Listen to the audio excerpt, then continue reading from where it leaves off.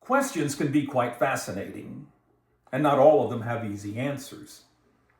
Like, what do butterflies get in their stomachs when they get nervous?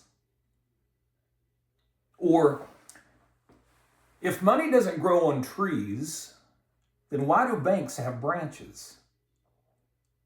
And why is it that the person who invests your money is called a broker?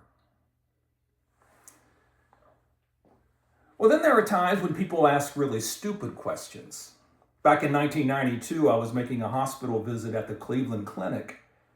And I walked up to the receptionist and I asked her what room number Margaret Rising was in. And the receptionist looked at me and said, "Is she a patient here?" I wanted to say, "No, she mistook this building for a hotel and she's vacationing here in your hospital." But I didn't say that. I held my tongue that day.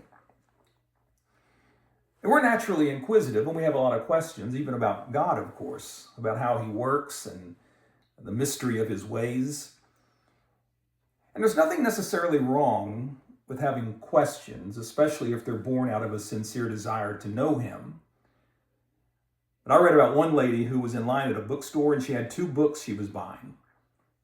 One of the books was Conversations with God, and the other one was called How to Argue and Win Every Time.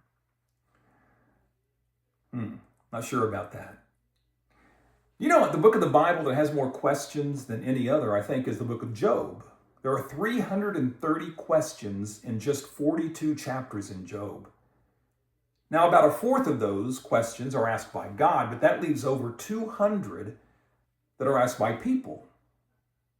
So we have a lot of questions, don't we?